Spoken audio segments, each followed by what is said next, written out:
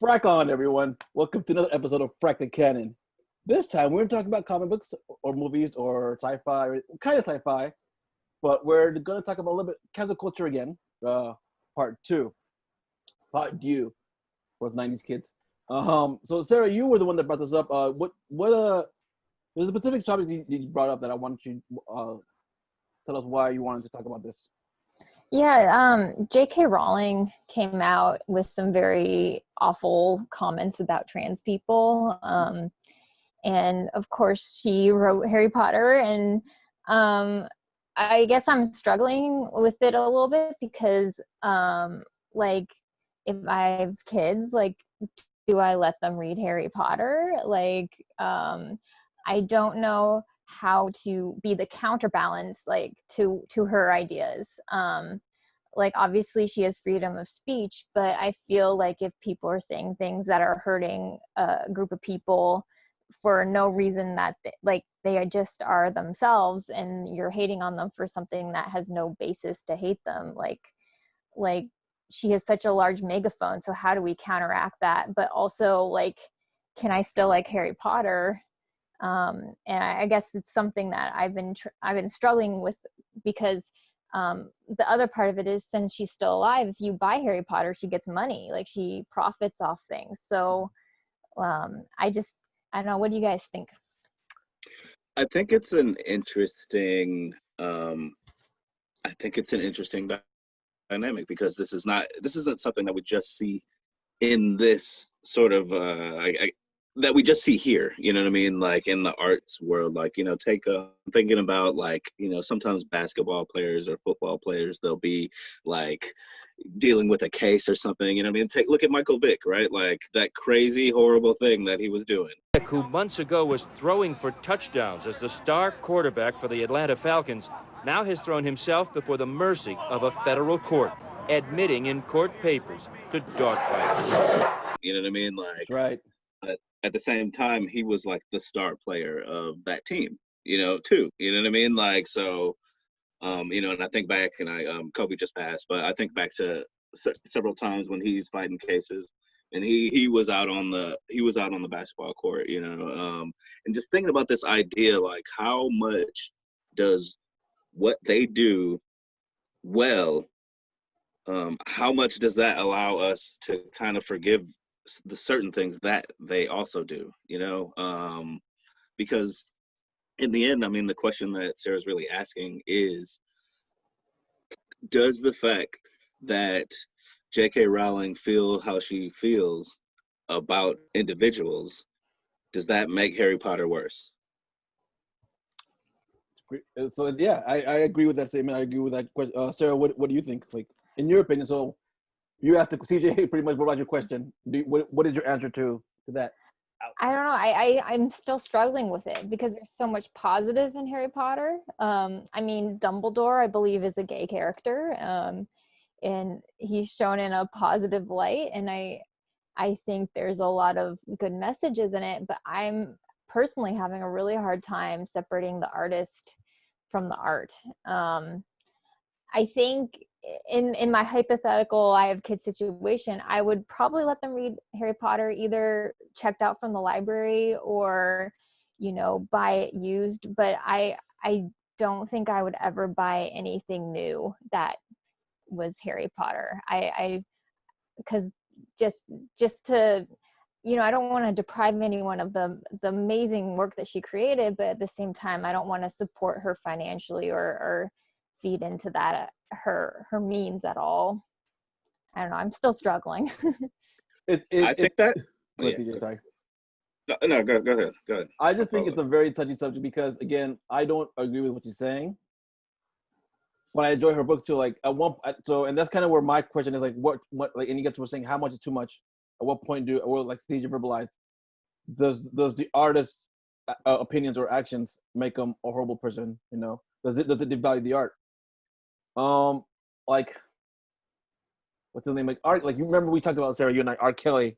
Mm-hmm. He's done these horrible things. I'm well, first of all, I'm not a big R. Kelly fan, but I love Space Jam. But that song is awesome. Fly Like an Eagle. But again, me personally, I don't buy R. Kelly CDs. The one thing I like about R. Kelly is Space Jam. I already own Space Jam. You know, like yeah, that's messed up what he was doing. I don't like. I'm not condoning it, so I've never given him. But like, I'm like, all right, cool. Fly Like an Eagle, Space Jam, Michael Jordan, Bugs Bunny. Um, I believe I can fly. yes, I believe they can touch the sky. I Yeah, believe I because it's way easier for me to boycott R. Kelly because I was never really into his music. But as you said, like Space Jam's a big touch point for that. And then that brings into the question of R. Kelly actually has active legal cases against him. And so anytime someone buys his music, he's able to pay lawyers to silence these women and protect himself from what he's done. But at the same time, how many people worked on Space Jam that deserve royalties and all the other stuff from, you know, that have nothing to do with R. Kelly? Well, and that's too like is something like the there's another one that we talked about earlier. The dude who played elongated man on the Flash, like he got canceled. He got canceled for tweet from 5 years ago or whatever for making he had the racist because yeah, that was me back then and those were jokes, but I don't make them anymore. At a certain point, I'm like, yeah, people make mistakes. People do what they shouldn't do. At a certain point, people grow, right? Like people should be allowed to make mistakes and then be like, okay, you messed up, won't do it again. But if they keep doing it, like J.K. Rowling keeps. Yeah, she doubled down. She came back and said, "No, I'm standing by my hatred of trans people," and I'm just like, and no. it's hard because J.K. Rowling, it's obviously from what I've seen and read and understood from her interviews, she's LGBTQ supportive. Mm-hmm. Hands, but sans the T. But I'm not her. I can't. I don't see her viewpoints.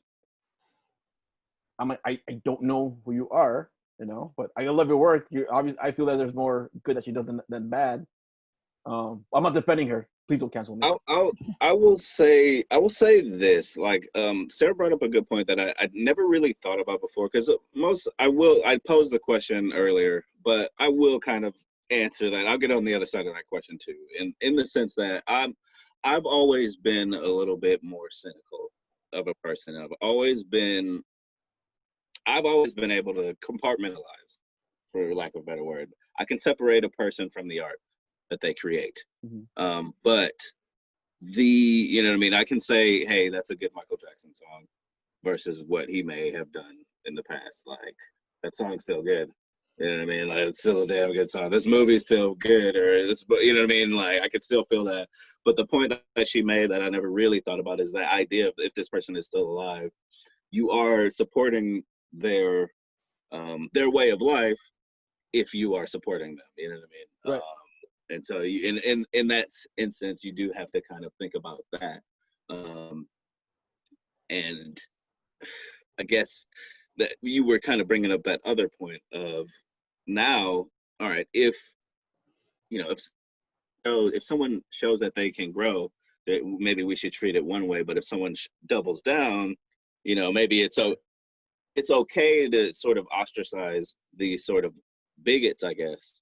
Mm-hmm. I just find it hard trying to find another word for it, but these bigots, I guess, right? Mm-hmm. But then, what about the other side? When is it too far? Like you were saying in the case of the Hartley Sawyer, I don't know. We don't know. You know, we haven't worked with this guy. I don't know what it's like to work with him. Maybe he's cracking racist jokes every other now and again. But I can say, as a person of color who grew up in America, one of the things I had to learn was that there is a difference between hate and hateful speech and ignorance. And whereas I feel like, you know, a lot of times this cancel culture, we kind of like put these racists, or, you know, that's the label we give them. But we put these racists in a bubble and then we shuffle them off over into quarantine town. You know what I mean? Okay, you go over there so we don't think and look at you or support your thing. Which I think, hey, for racists, that's fine. But for people who are ignorant, I don't think that works so much. You know what I mean? Because not everybody who says something stupid has hate in their heart. And these people could learn a lesson and be much better for it, and not just be much better for it, but like spread that lesson of understanding. And you know what I mean? Like, the only the only the only cure for ignorance is education. And you can't get educated if you're kicked off the island. You know what I mean? Like, so in that respect, I feel like, you know, a lot of people, they have these knee-jerk reactions, and especially with situations like these, like it's a sensitive subject. You know what I mean? It's easy to get offended. You know what I mean? It's easy to take offense, or even offend too. You know what I mean? Like, but you know, I think it's kind of like what we were even saying earlier. You know, it's like, oh well, this person, she doubled down on it, so maybe like it's fine for us to treat her that way. But what about this person who said something stupid 5 years ago?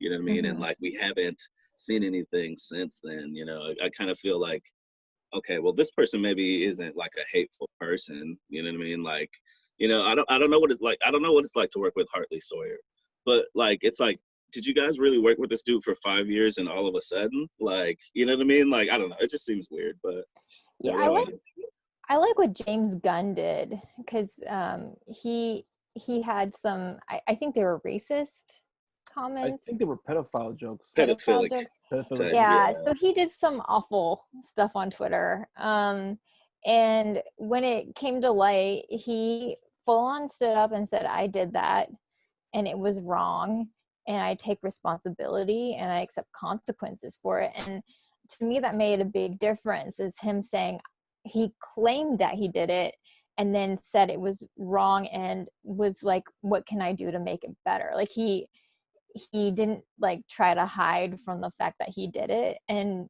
he very clearly said it was my fault. Like he claimed fault for it. And then on the flip side of that, I had the opposite reaction when Chris Hardwick, you know, his girlfriend made a claim, I think, that he like Me Too'd her. And Chloe Dykstra, right? Yeah, I remember it because first of all, I'm not a fan of Hardwick, but I did follow that story for a minute, and I remember I listened to his podcast, and there was the times.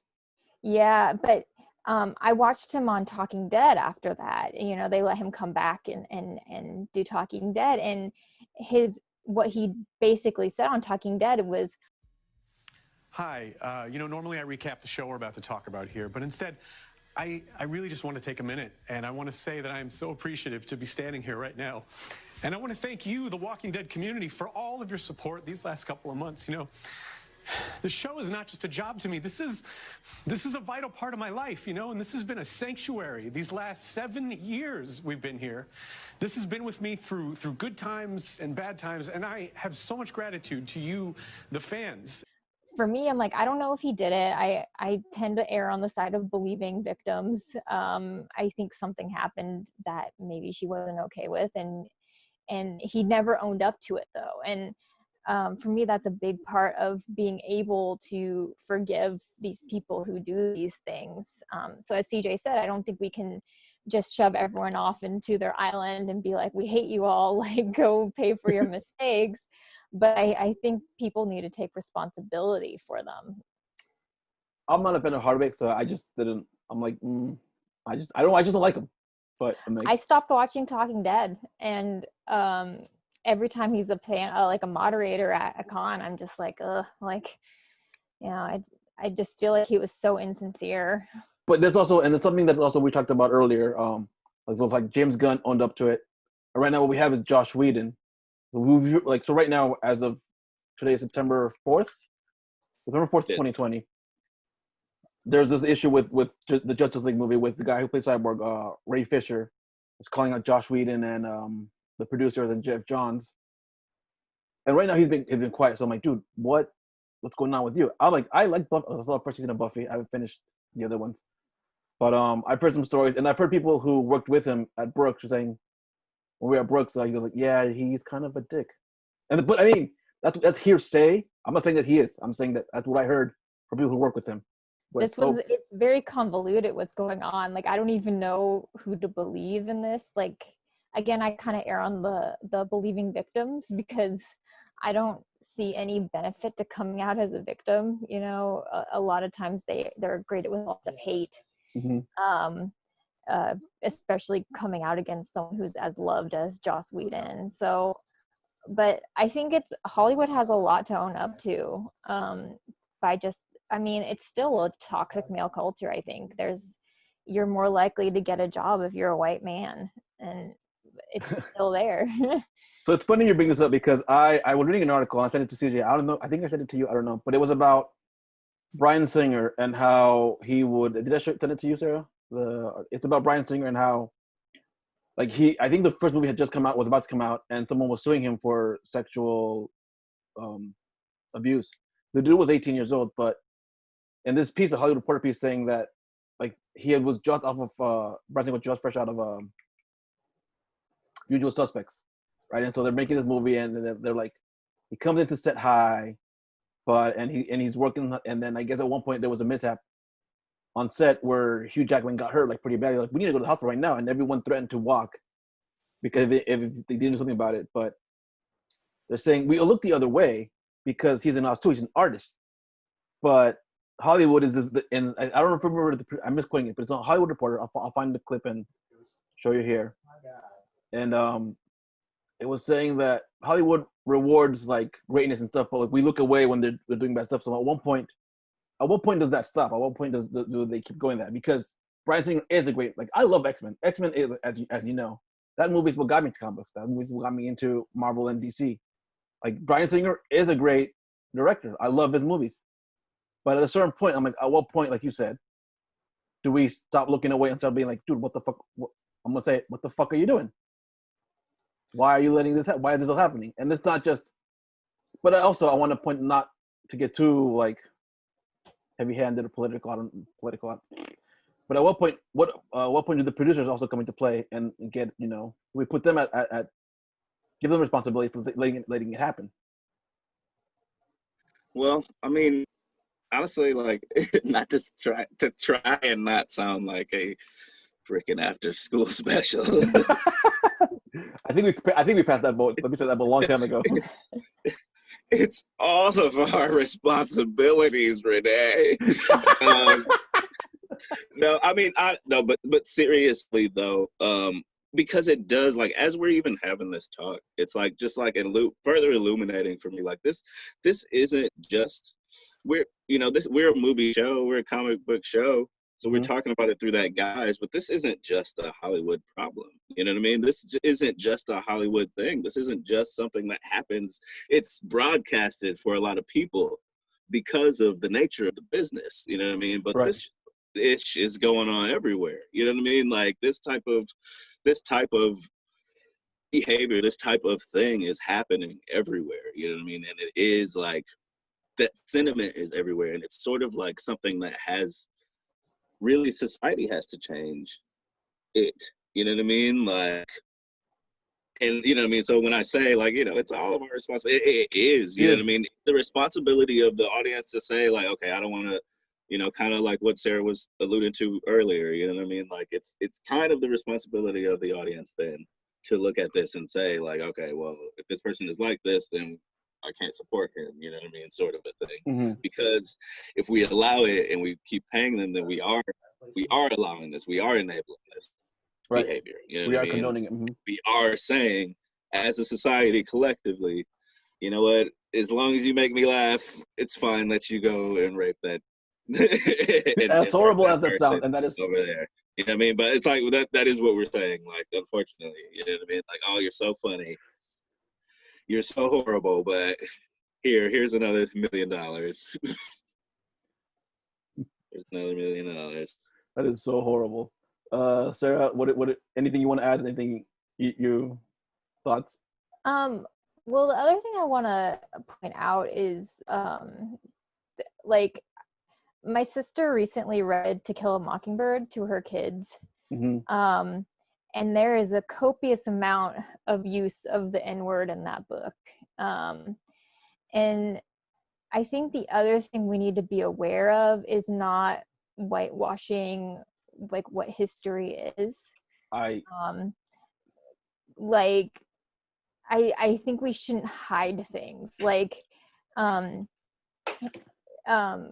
as awful as it was to see the Nazis marching in with tiki torches in Washington, D.C. a couple years ago, For me, it was like actually kind of a good thing, because we could see that racism was still here, Mm-hmm. and we could point at it and say that's it, it's here, like that's wrong.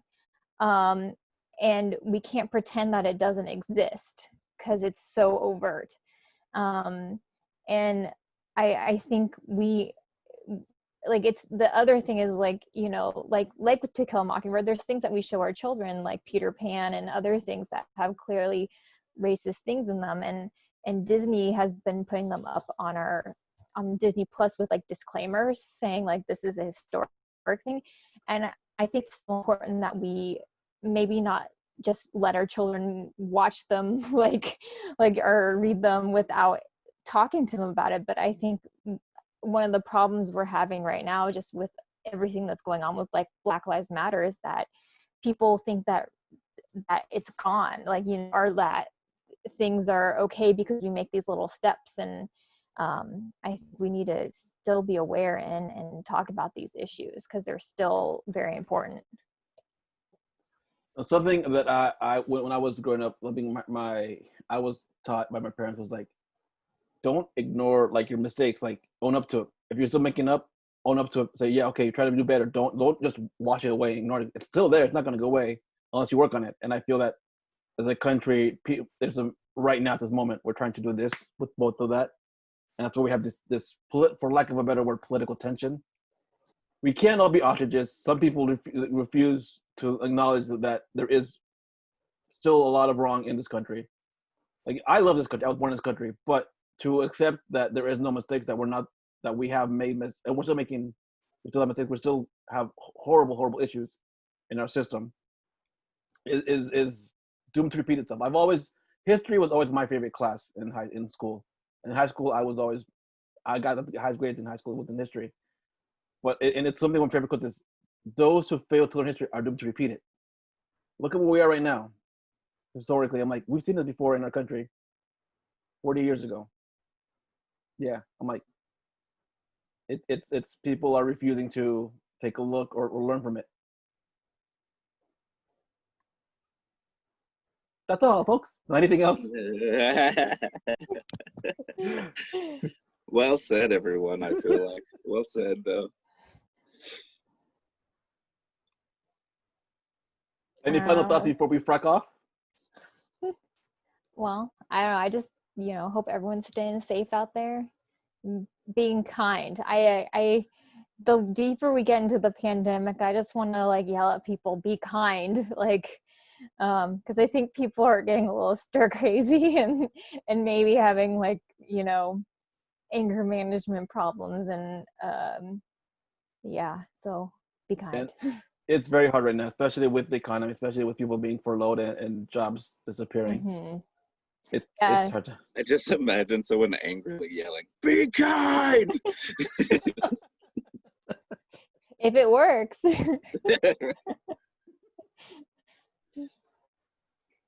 I can't make that joke right now. Not the place, not the time to make that joke. Alrighty. Well, thank you for watching us. Thank you for joining us for this very special episode of Frack the Canon. We'll see you same fracking time, same fracking channel. Frack off.